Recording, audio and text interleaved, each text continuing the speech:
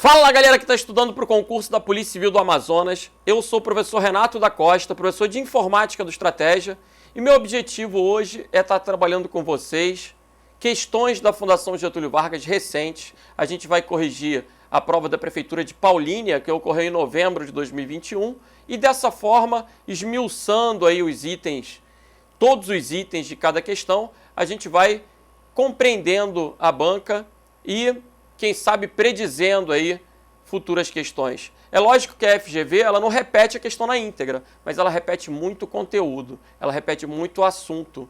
Por isso é importante trabalhar questões anteriores. Vem comigo, pessoal, vamos lá.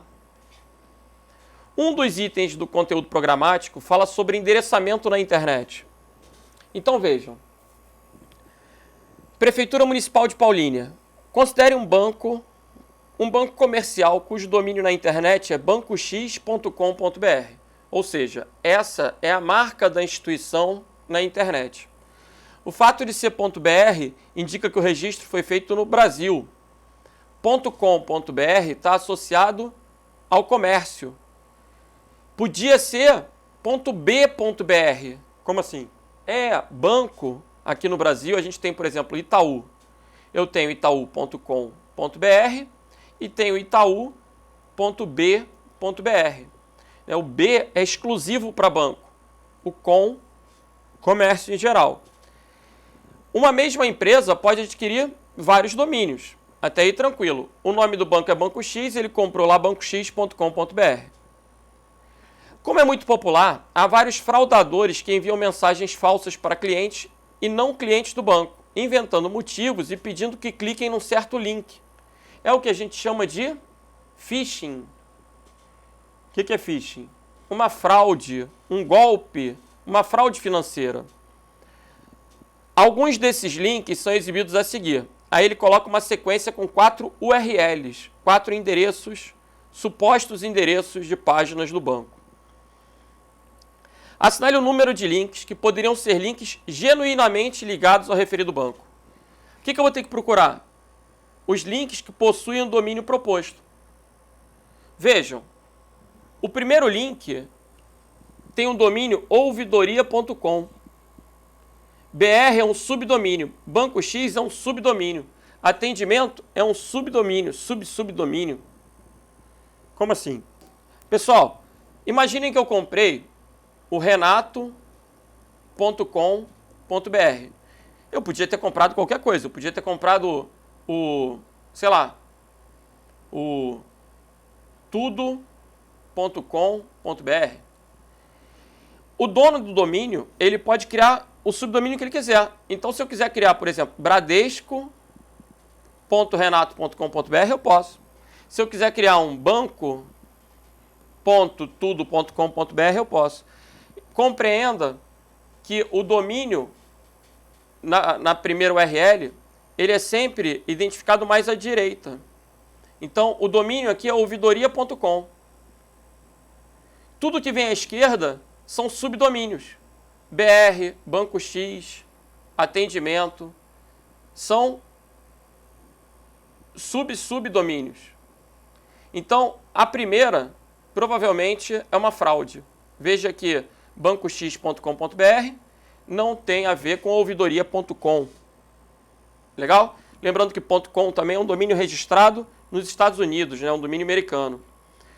No de baixo, ó, atendimento.com.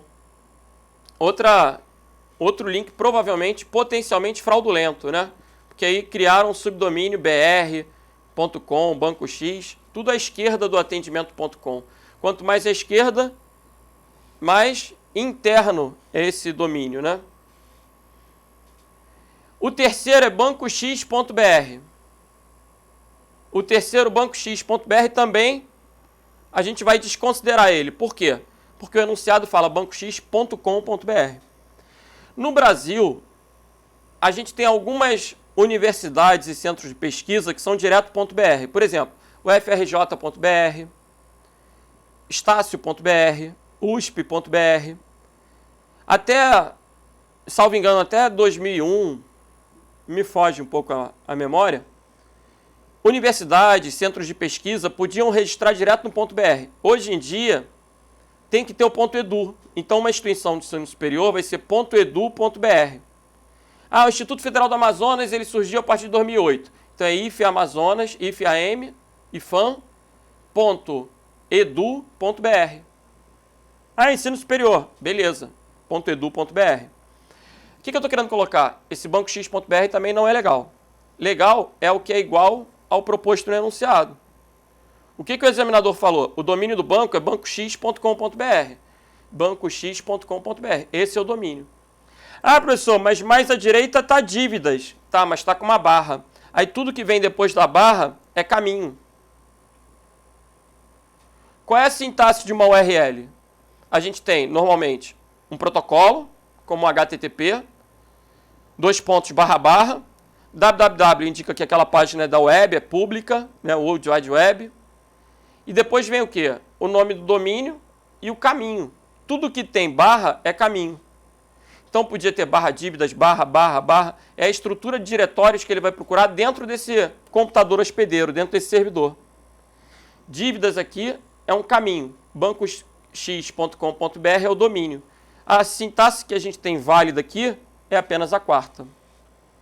A quarta não é fraudulenta. As três primeiras podem ser. Então, link genuíno ligado ao banco seria o 4. Ou seja, 1. Gabarito, letra B de bravo. E aí, coloca a sintaxe da URL. Qual é a sintaxe? Protocolo, // domínio. O que é o domínio? É o nome do computador, barra, caminho. Então, quando eu coloco, por exemplo, vou inventar aqui, https, // pcam.am.gov.br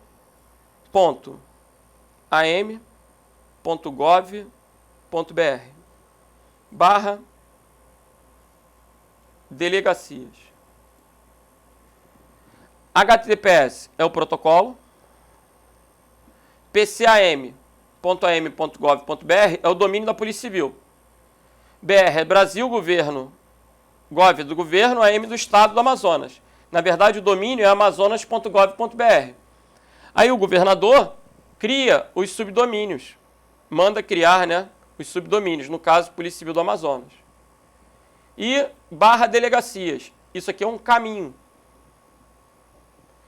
O próprio governo do estado vai poder ter saúde.am.gov.br, aí é outro subdomínio. O dono do domínio, no caso desse domínio do governo do estado, o governador vai poder criar quantos subdomínios ele quiser. E aí não precisa registrar de novo. O domínio é am.gov.br. Legal? Vamos para a próxima. Analise o trecho de uma planilha do Excel no qual foram aplicados filtros em 4 colunas. Aplicados. Como é que é esse papo de filtro, gente? Isso é bastante importante, cai muito na FGV. Quando a gente aplica filtro, ele coloca na primeira linha uns triângulozinhos, umas setinhas com o menu, para que você possa estabelecer o critério do filtro. E aí, quando você aplicar filtro numa coluna, o ícone que antes era uma setinha vai passar a ser um funil. Então, se você vir na questão um funil, você sabe que naquela coluna existe alguma regra de filtro. Deixa eu reproduzir parte disso daí para vocês perceberem. XYWZ, vou entrar no Excel.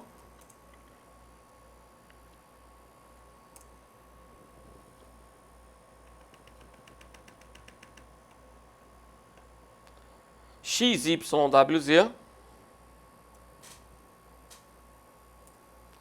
E aí embaixo eu tenho 15913, 2610, 14.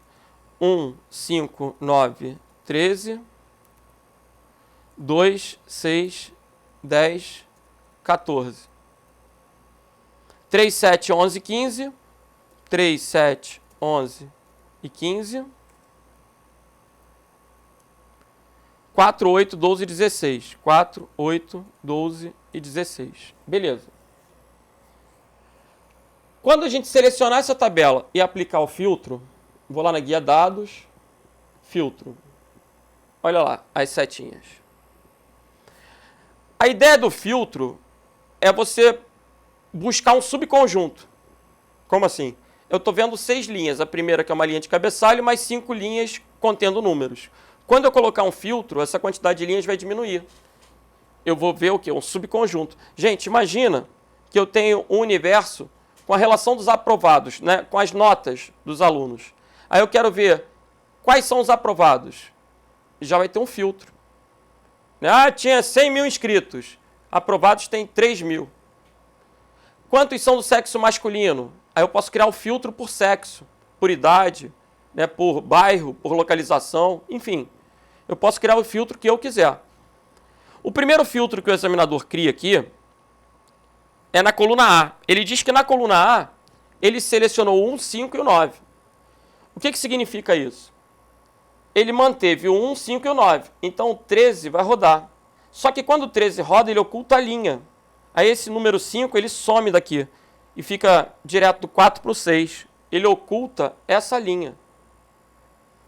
Olha comigo. Ele selecionou 1, 5 e 9. Então, ó, eu vou desmarcar o 13. Ele selecionou 1, 5 e 9.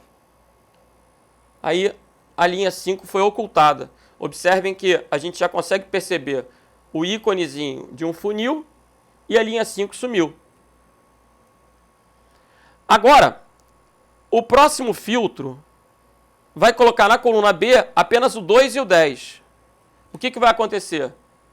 Só o 2 e o 10, então ele vai ocultar a linha que tem o 6. Essa linha que tem o 6 vai sumir. Então, na segunda coluna, ele vai tirar o 6. Ó. Vai deixar só o 2 e o 10. Beleza. Na coluna C, nenhum dos valores foi selecionado. Ele não mexeu. E na coluna D, ele colocou só o 4. Ou seja, a linha que tem um 12 vai sumir. Ó. E aí o que vai acontecer? Ele vai mostrar uma única linha. A linha que tem um 12 já sumiu. Dessa forma, a pergunta é: assinale o número de linhas exibidas após a seleção, sem contar a linha de título. A linha de título é que tem o cabeçalho das colunas. Sem contar a linha de título, a gente só vai ter mais uma linha. Então, o gabarito é o quê? Letra B de bravo. Uma. Ok? Letra B. Vamos para a próxima? Vamos. Assinale o tipo de arquivo, a extensão, que em geral não apresenta redução significativa de tamanho quando compactado por aplicativos do tipo WinZip ou WinRAR. Pessoal, qual é a lógica disso daí? Imagina que eu tenho um arquivo de 1 mega. Aí eu compacto ele e ele passa a ter 500K. Se eu tentar compactar de novo, ele não vai ter 250. Porque se fosse assim, eu ia compactando de novo, 125, de novo, até ele sumir. Não existe isso. Então, a gente, quando realiza uma compactação, tem um percentual máximo de compressão. E depois, não adianta querer compactar de novo, que não vai ter resultado.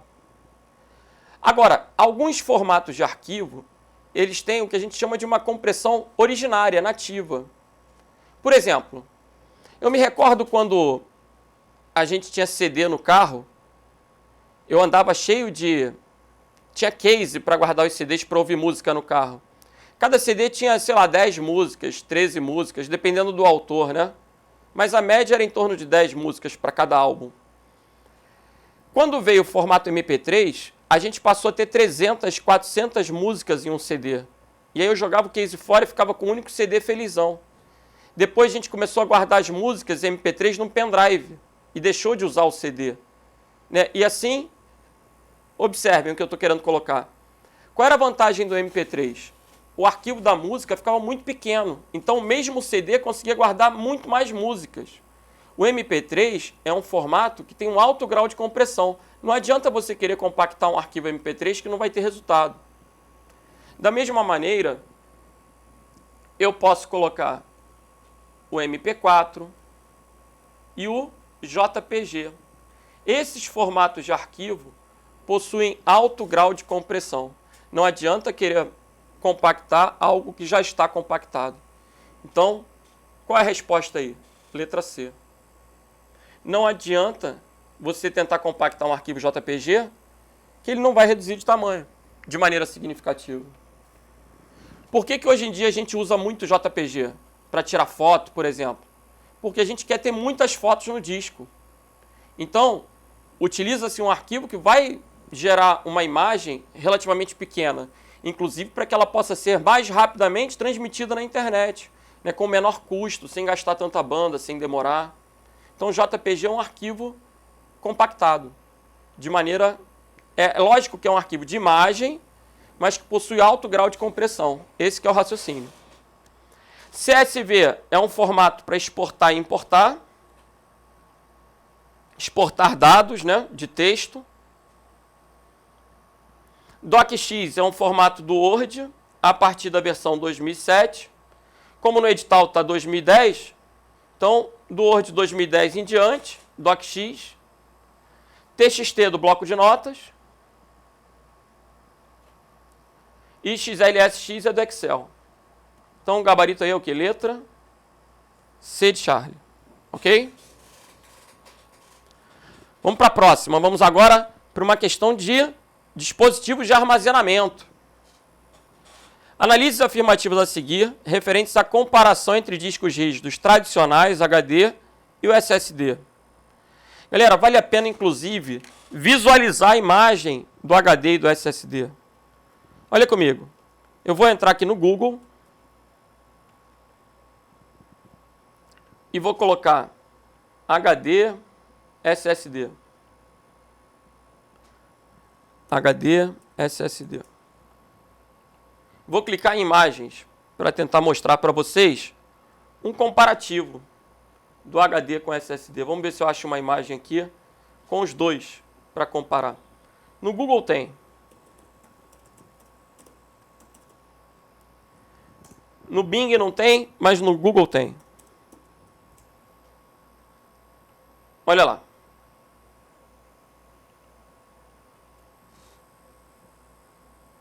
Aqui é uma boa imagem para a prova. Pode cair? Claro que pode. Eu preciso que vocês visualizem que o disco rígido, ele tem um disco de fato que roda com cabeças para leitura e gravação. É comum, questão de prova, falar que o HD tem partes móveis. Lógico que tem. O disco não roda? A agulha não se mexe? Tem partes móveis. O SSD não tem partes móveis. Se vocês observarem, o SSD ele não tem partes móveis. O fato de não ter partes móveis faz com que um SSD, por exemplo, não precise ser desfragmentado. Isso é uma questão interessante para a prova. Porque o disco rígido, ele sofria um processo de fragmentação. À medida que os dados eram colocados em setores, com a remoção e inserção de programas, iam se criando buracos onde os dados eram preenchidos depois e ficando fragmentados, dispersos pelo disco. E o acesso àquelas informações implicava uma movimentação e tornava-se mais lento. Aí existia um processo chamado de desfragmentação. O SSD, por exemplo, ele não tem partes móveis, ele não tem fragmentação, ele não precisa de desfragmentação. O SSD é cerca de 10 vezes mais rápido. O SSD não faz barulho como o HD. Ele é mais resistente a quedas. Se porventura cair no chão, o disco com aquela cabeça arranha a superfície e aí para de funcionar. O SSD é mais resistente, isso pode cair na prova. O SSD é muito melhor, reduz o consumo de energia, a bateria do laptop dura mais. O problema é que o SSD é caro. É uma questão de tempo, né, para que o HD vá se tornando obsoleto. Mas hoje o SSD é muito melhor do que o HD, só que ainda é muito mais caro. Então, vamos fazer a questão. Olha o item 1. HDs em geral são mais baratos. Verdade. Se o SSD é melhor, ele é mais caro. O HD é mais barato. E tem um é verdadeiro. O SSD, em geral, são mais rápidos. 10 vezes mais rápido, em torno, né? Muito mais rápido. O item 2 também é verdadeiro. O item 2 também é verdadeiro. SSDs são mais silenciosos. Por quê? Porque não tem partes móveis, não fica girando, não faz barulho de mexer a cabeça com a agulha para leitura e gravação. Então o SSD é mais silencioso. Gabarito, letra E. O SSD é muito melhor. O SSD só perde em relação ao quê? Ao custo. Em relação à durabilidade também. Mas, ainda assim, o HD dura mais. Mas ambos, né, duram muito mais do que você vai utilizar o computador propriamente dito. Não é um impedimento, mas é um detalhe. Beleza? Vamos para a próxima. Considere uma planilha do Calc. No edital, cai Excel e cai Calc. Na prática, você pode abstrair. A maior parte das questões cobra de maneira comum aos dois. Não faz muita diferença. Vamos ver aqui. As células A1, A2, A3 e A4 contêm, respectivamente, os valores 10, 20, 30 e 40. Então, deixa eu desenhar aqui. 1, 2, 3, 4. 10, 20, 30 e 40. Na coluna B, a gente tem, respectivamente, 100, 200, 300 e 400. Na célula F1, foi digitada a soma de A1 até D4. Essa soma de A1 até D4 pega toda a matriz. 400, 700, 900, 1000. 1040, 1070, 1090, 1100. Isso dá 1100. Agora, a célula F1 foi selecionada, copiada e colada na célula G2. G2. F1 copiou e colou em G2. Nenhuma outra célula foi preenchida. Beleza. O resto da planilha está em branco, é o que ele está dizendo aqui. Assinale o valor que passou a ser exibido em G2. Gente, quando ele copia de F1 para G2, o que acontece? No Excel, no Calc, sempre que se copia uma fórmula, ela é incrementada ou decrementada. Como é que é? Copiou de F1 para G2, o que aconteceu? De F para G, aumentou uma coluna. De 1 para 2, aumentou uma linha. Então, a fórmula que era A1, 2 pontos, B4, vai passar a ser a soma. A vira B, 1 vira 2, B vira C e o 4 vira 5. A soma de B2 até C5. Só que as outras células estão em branco. Então, ele vai somar de B2 até C5, mas as outras células estão em branco, é 200, 300, 400. 400, 700, 900. Gabarito, letra C de Charlie. Só tinha preenchido F1. A soma de B2 até C5 não pega F1. Então, eu não tenho espaço aí para representar a linha 5, mas você pode imaginar, a linha 5 está em branco. Legal? Aí ele vai somar só o quê? 200, 300 e 400. 900, gabarito, letra C de Charlie. Professor, repete esse papo de F1 para G2. Isso é o quê? Referência relativa, absoluta, mista, né? Sempre que a gente copia, incrementa ou decrementa. F1 para G2, de F para G aumenta uma letra, de 1 para 2 aumenta um número. Então, na fórmula, onde é letra aumenta 1, onde é número aumenta 1. A1 vira B2, B4 vira C5. Quando copiou de F1 para G2, a fórmula foi ajustada de A1 até B4 para B2 até C5. Está melhorando. Vamos que vamos. No contexto do Microsoft Word, os termos normal, título 1, título 2 são empregados para quê? Galera, normal, o que é o normal? Calibre, tamanho 11. Esse estilo normal é o padrão do Word.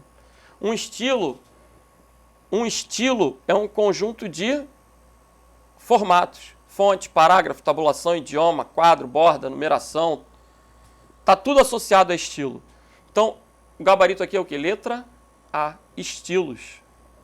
Mostra. Vamos lá no Word. Gente, se o examinador perguntar o que é calibre, calibre é fonte. Se ele perguntar o que é normal, título 1, é estilo. Olha o nomezinho aqui embaixo, estilo. Quando eu clico no estilo, ele muda o tipo de letra, muda o tamanho, muda a cor, muda alinhamento, fonte, parágrafo. Então eu tenho vários estilos. Ó. Os estilos agilizam a edição de documentos. Ok? Normal, título 1, título 2 são estilos. Gabarito, letra A. Fonte seria o quê? Times New Roman, Arial, calibre. Formas, figuras geométricas, círculo, elipse, retângulo. Símbolos especiais, depende do contexto, né? Padrões ortográficos, a gente tem idiomas, verificadores ortográficos, que também as alternativas D e E são erradas. Vamos para a próxima. Cara, questão envolvendo matemática, para os outros é sempre complicado, mas para a gente é mole. Mole? Eu acho. Vamos ver aqui. Maria tem uma coleção de fotos com tamanho médio de 500 kilobytes. Kilobytes por foto. Considerando essa média, assinale o maior número de fotos que poderiam ser armazenadas num pendrive de 8 GB. Primeira coisa que a gente tem que lembrar é a sequência. A gente tem byte, kilobyte, megabyte, gigabyte, terabyte, petabyte, hexabyte, zettabyte e ottabyte. O que é isso? Gente, o quilo é um milhar. Ah, eu quero um quilograma. Um quilograma são 1000 gramas. Um quilômetro são 1000 metros. Então, a gente usa isso no dia a dia. Se alguém perguntar assim, Renato, quanto é que você mede? 1,80. 1,80 centímetros? Não, maluco. Porra, se fosse 1,80 centímetros, eu era uma formiga. Eu meço 1,80 metros. Ah, quanto você pesa? Ah, eu estou pesando 85. 85 o quê? Quilos, porra. Não pode ser tonelada, não sou uma baleia. Então, você tem que inferir, muitas vezes, a capacidade de acordo com o dispositivo. Se eu falo para você, eu tenho um pendrive de 8... Eu tenho um pendrive de 8. 8 o quê? 8 GB. Giga o quê? Gigabytes. Ah, eu tenho um HD. O HD tem 2 terabytes. Assim, pelo dispositivo, o CD tem 700 megabytes, o DVD tem 4,7 gigabytes. Os dispositivos têm capacidades meio que padronizadas. E uma coisa que você também tem que lembrar é a diferença de byte e bit. Um byte são 8 bits. Mas tem hora que a gente usa o byte, tem hora que a gente usa o bit. Por exemplo, assinei uma internet de 300 mega. Gente, velocidade de rede é bit por segundo. Então são 300 megabits por segundo. Comprei um pendrive de 8 GB, gigabytes. Capacidade de armazenamento é byte, velocidade de rede é bit. Há essa diferença também. Então, eu vi uma propaganda de internet, falava de velocidade, bits por segundo. Esse é o padrão. Eu comprei um disco, byte. Capacidade de armazenamento, byte. Agora, uma coisa que eu estou até extrapolando um pouquinho, mas com o intuito de passar conhecimento, né? A gente tem uma maneira de fazer conversões, byte, kilobyte, usando uma tabelinha. Megabyte vai crescendo para a esquerda. Gigabyte, o número mais significativo é sempre o número à esquerda. Então, imaginem o seguinte, esse pendrive, ele tem 8 GB. Eu vou colocar o número 8 aqui no giga. Se eu quiser passar isso para mega, é só botar 3 zeros aqui. Se eu quiser passar isso para quilos, é só botar mais 3 zeros. Se eu quiser passar para bytes, é só botar mais 3 zeros. Então, eu posso afirmar que 8 GB é igual a 8.000 mega, que é igual a 8 milhões de quilos, que é igual a 8 bilhões de bytes. Ou até mesmo, como cada casinha tem que ter 3, se eu quiser passar para tera, eu tenho que preencher com 2 zeros à esquerda, 0, aí eu vou ter 0,008 terabytes. Então, eu posso converter um valor dentre essas unidades. Quando eu digo para você que eu tenho 1,80 metros, eu poderia colocar que eu tenho 180 centímetros. É a mesma coisa. É que fica mais bonito ou mais fácil falar 1,80 do que falar 180. Mas é a mesma coisa. Então, vamos lá. O carinha tem um pendrive de 8 GB e ele quer armazenar fotos de 500 quilos. O que ele tem que fazer? A divisão. Só que para dividir tem que estar tudo na mesma unidade. Para eu passar de giga para quilo, o que eu vou fazer? Quilo, mega, giga. Eu tenho 8 milhões. Então, eu tenho 8 milhões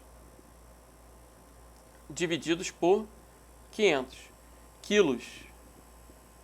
Agora está tudo na mesma unidade. Eu posso cortar a unidade, corto 2 zeros. O que aconteceu? Ficou 80 mil dividido por 5. 80 mil dividido por 5 dá 16 mil. Gabarito, letra B de bravo. Ok? Vamos que vamos! Vamos. Considere um comando de localização no Word, onde o texto localizado foi vol. Vol é o texto que ele mandou localizar. E as opções de busca avançada escolhidas foram diferenciar maiúsculas e minúsculas e localizar apenas palavras inteiras. Cara, isso é muito importante para FGV. Então, deixa eu mostrar o que é esse papo de localizar apenas palavras inteiras. Olha aí. Quero comer 8 biscoitos. Se eu mandar substituir 8 por 7, quantas substituições ele vai incorrer?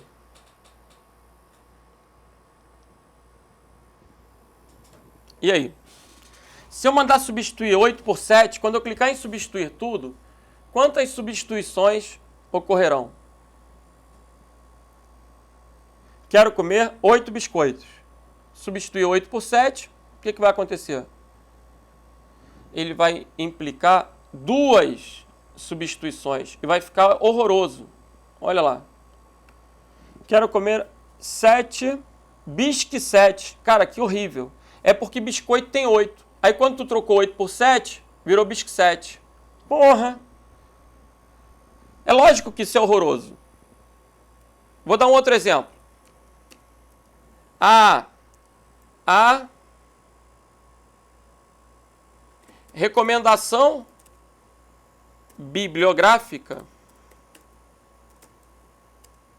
indicou um livro com muitos gráficos para interpretar. Se eu mandar substituir gráfico por figura, gente, olha o que vai acontecer. A recomendação bibliográfica, não, substitui tudo.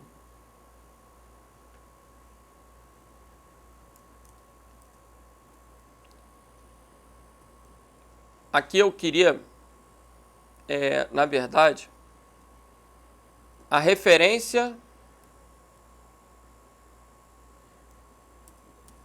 Eu queria, na verdade, o quê? Eu queria colocar bibliografia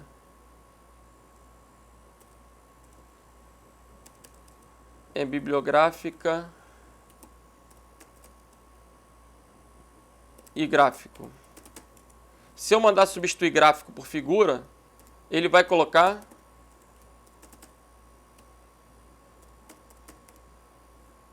vou substituir bibliofigura e figura. Ficou horrível. Para que esse tipo de problema não aconteça, você tem que marcar a opção o quê? Somente palavras inteiras. Vou voltar com o meu biscoito que estava melhor. Quero comer 8 biscoitos. Se eu mando substituir 8 por 7, mas clico aqui, ó, em localizar apenas palavras inteiras. Pessoal, palavra inteira é palavra inteira. Então ele só vai substituir o que ele encontrar 8. Se ele encontrar oitavo, oit, qualquer coisa diferente, se tiver um S a mais, é outra palavra. Então, 8 ele vai substituir por 7. Só se for a palavra inteira. Aí a substituição ocorre de uma maneira correta. Aí ele só fez uma substituição e ficou certinho. Quero comer 7 biscoitos. Então, quando ele diz que ele está diferenciando maiúsculas e minúsculas e localizando palavras inteiras, ele está dizendo que só vai exercer o comando se tiver escrito exatamente assim, vol. Veja que o texto de busca é... Eu não vou ler isso de jeito nenhum. Amém. E os vol, olha o vol aqui, ó. Mas é a palavra inteira, então não vai pegar. Observem que se ele não tivesse marcado essa opção, aqui tem vol, aqui tem vol, aqui tem vol, aqui tem vol, aqui tem vol. Mas nenhuma é vol puro. Logo, o número de palavras localizadas é 0. Ah, com certeza vai ter gente que vai ficar procurando 1, 2, 3, 4, 5. Tem gente que vai marcar lá 5. Ainda bem que nem tem a opção 5, né? Ainda bem que não tem a opção 5. Mas se tivesse, tem gente que vai marcar 5. Não tendo 5, tem gente que vai marcar 4. Que droga. A resposta é 0. Por quê? Porque não tem vol sozinho. Vol é sempre parte de uma palavra. E aí não adianta. Quando você marcou essa opção, tem que ser a palavra inteira. Por isso o gabarito é o quê? Letra A de alfa. Outro assunto importante, né? Tudo que cai na prova da FGV é importante. E recorrente. É engraçado que a banca ela repete muitos assuntos. No Word 2010, o controle de alterações, disponível como controlar alterações na guia revisão, destina-se a registrar e exibir. O que é esse controle de alterações? Imagina só. Eu estou fazendo lá um trabalho e aí eu quero mandar para o meu orientador. O meu orientador ele não pode mexer diretamente no meu trabalho. Ele tem que indicar para mim as sugestões para que eu faça as correções. Só que tem gente que mexe no texto e depois você não consegue nem saber onde a pessoa mexeu. Então, o interessante é, na hora de compartilhar, marcar o controle de alterações. Eu vou habilitar aqui, ó, controle de alterações. Pum! Marquei. Qualquer coisa que o meu orientador apague, olha o que vai acontecer quando apagar. Delete. E qualquer coisa que ele venha a escrever, vai ficar sinalizado, destacado no texto. Então, selecionou, apagou, o que ele faz? Coloca taxado. Digitou, coloca sublinhado. E com uma cor diferente.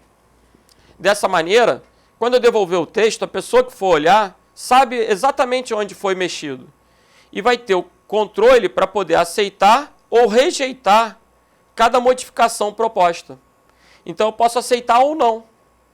Isso é muito útil. Na prova, é importante você perceber, por exemplo, se eu colocar assim, ó,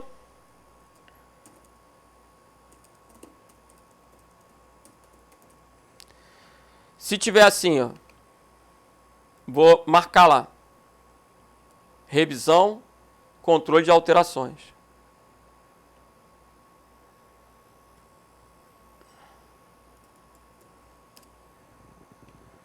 O examinador ele tende a perguntar o seguinte: se a gente aceitar tudo,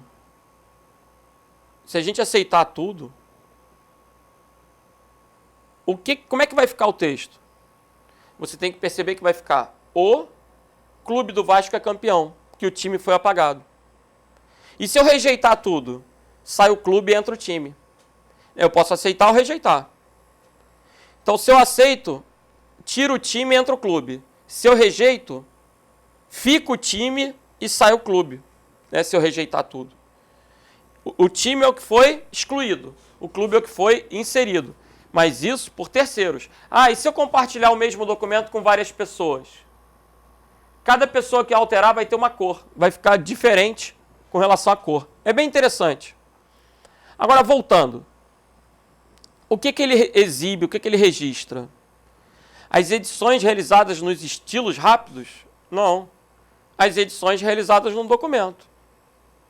Não é sugestão de corretor ortográfico, não é no dicionário, não é linha do tempo. Qualquer modificação que você faça no documento vai ficar registrada. Gabarito aí, letra B de bravo. Vamos para a próxima. Vamos que vamos. João está trabalhando na edição de um documento com Word e pretende padronizar todos os parágrafos de modo que tenham os mesmos tipos de letras, espaçamento, margem, cor, usando um parágrafo já editado como referência. Usando um parágrafo já editado como referência. O que ele vai fazer? Ele vai clonar a formatação. E como que ele clona a formatação? Usando o pincel de estilo. O pincel de formatação é o que vai servir para clonar essa formatação. Gabarito aí, letra D de delta. Ele seleciona um trecho. Ah, como assim? Imagina que esse parágrafo, ele está em negrito, itálico, sublinhado. Deixa eu tirar o controle, né?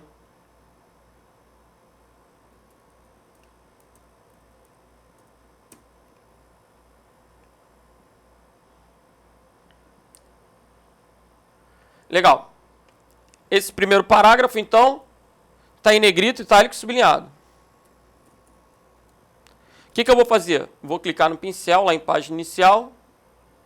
Aonde eu pincelar, ficará negrito, itálico e sublinhado.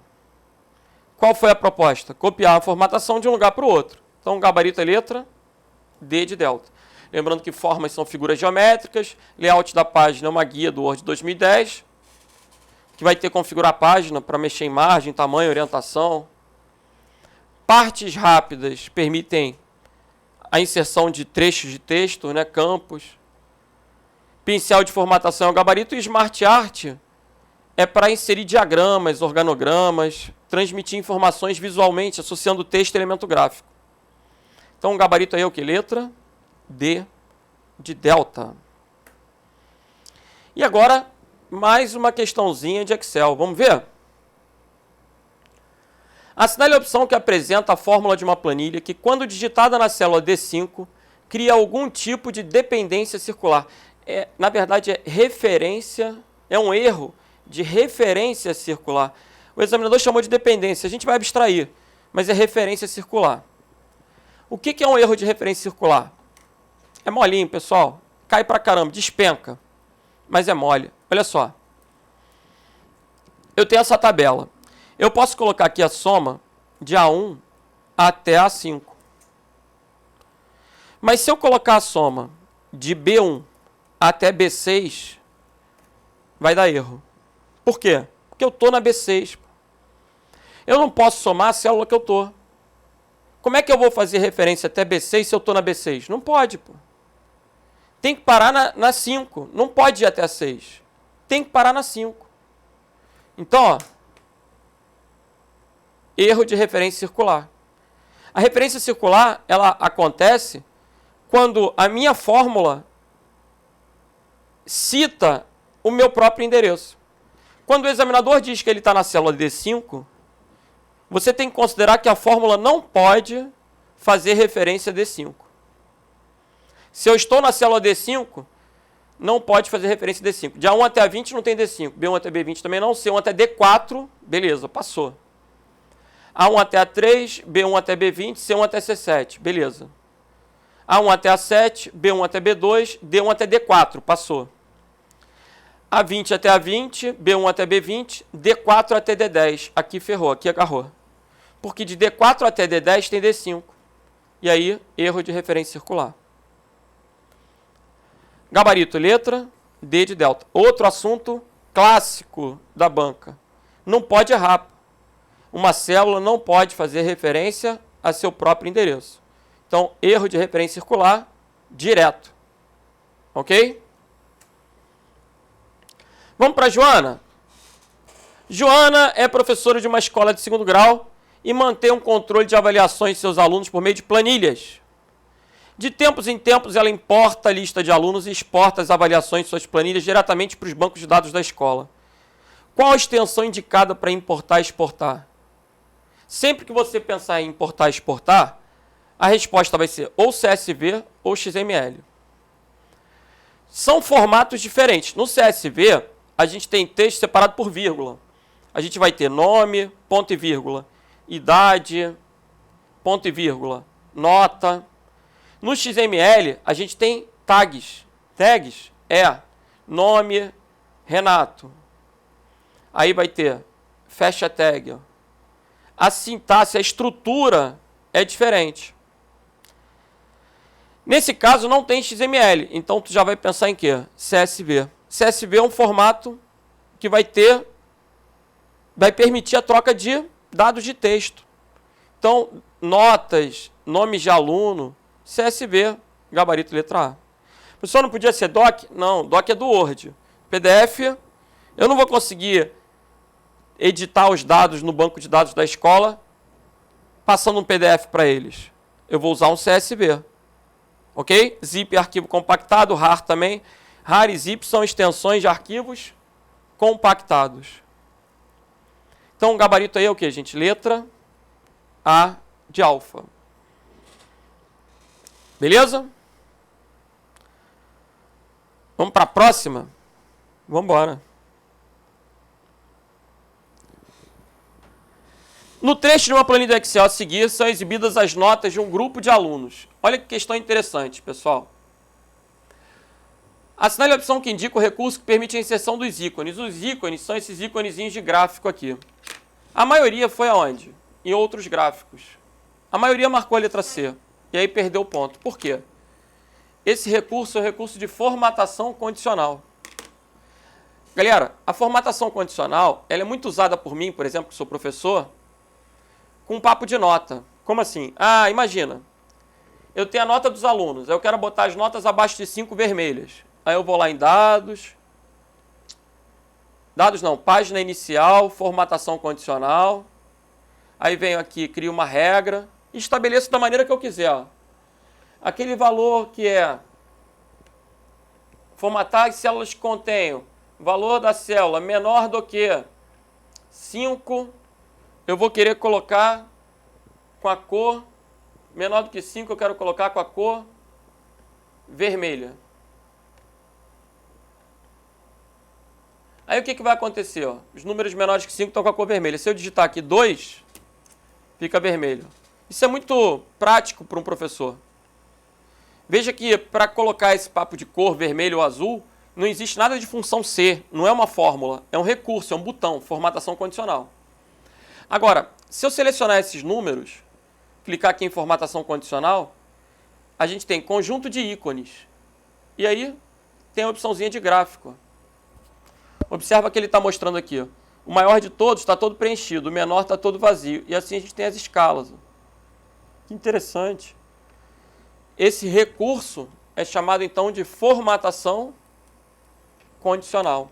A formatação condicional ela tem uma série de outros recursos.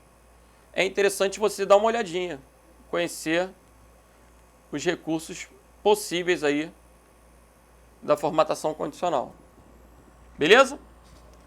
Então, galera, com isso, a gente vai encerrando a correção das questões da prova da Prefeitura de Paulínia propostas para essa maratona. Não deixem de fazer muitos exercícios da FGV até a prova. Sigam-me no Instagram, @prof.renatodacosta. Acompanha lá que haverá dicas, tem sempre algum conteúdo interessante. Não deixa de seguir nas redes sociais. Um grande abraço para todos, muito sucesso e até a próxima.